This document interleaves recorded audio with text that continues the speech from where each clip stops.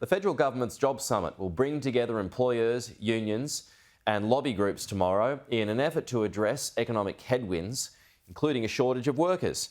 Ahead of the meeting, Sky News reporter Claire Todhunter spoke to employers in Queensland who are having difficulties staffing their businesses and are looking to Canberra for solutions. COVID-19 was devastating for small businesses, forced to close their doors or accommodate for social distancing and mask mandates over 2 years of intermittent lockdowns and border closures. But for some business owners, it's the aftermath that has been more damaging. We found it easier then than we do now. When the borders open, a lot of things changed. Mexican restaurant La Patrona opened in the inner Brisbane suburb of Tenerife at the height of the pandemic in 2020, but nothing could have prepared owner Rebecca Flores for post-pandemic challenges. Prices went up, our staff went away, the food accessibility and our suppliers were always out of stock with everything. None more so than a crippling skills shortage. We've put in ads through the recruitment companies, done Facebook ads, so all the social media, word of mouth. They don't have skills at all. They come in with no hospitality experience, but they're desperate to work in something. So we go and train them, and by the time that they're trained, they go somewhere else. And I'm just floating everywhere, helping as much as I can. Going into the bar helps. Sometimes for me it's as well very, very, very hard.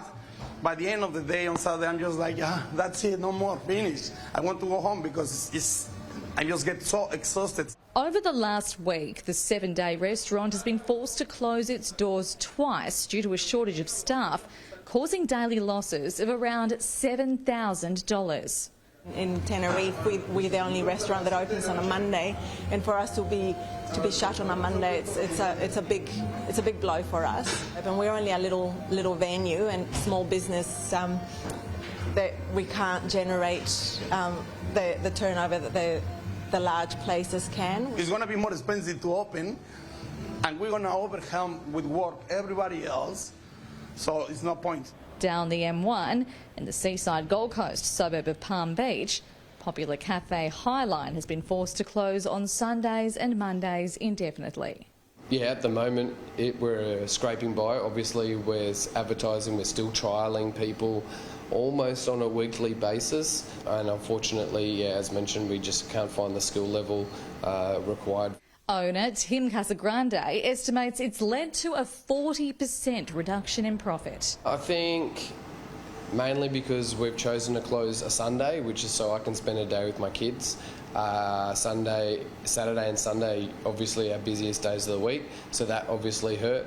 And Monday is, I mean, they're all significant days. Since it opened nearly 4 years ago, Highline has mostly operated on a roster of 8 staff members. These days, though, that number has halved to 4, despite 3 months of tireless recruitment efforts. Which makes rostering a lot easier, but it also means that we're heavily reliant on the people that we do have, because obviously if someone's sick or unwell or needs to go away, then the whole team is already at a base level, so we all have to work harder. Tim hopes to return to business as usual within the next 6 weeks, but despite the government flagging solutions like a likely lift in the number of migrants allowed into Australia, he's pessimistic about what impact the government's Job Summit will actually have. I don't think that they actually have the best intention for small businesses. This will be something that the hospitality industry is going to have to wear for quite some time. For others, though, there is hope that solutions will stem from the summit. Personally, I don't think there's the level of immigration that there has been in the past. I would love for the government to actually facilitate the visa process for applicants, especially with skills in hospitality, in tourism. I think that's where we're very short, in medical education as well. I think it's very hard for people now to apply because there is always changes, like they want to study for a chef and they go 1 year, 2 years studying, and then, you know, they change the process. A plea to politicians from the businesses battling to survive. Please consider everyone that's in our situation. Claire Todd-Hunter, Sky News.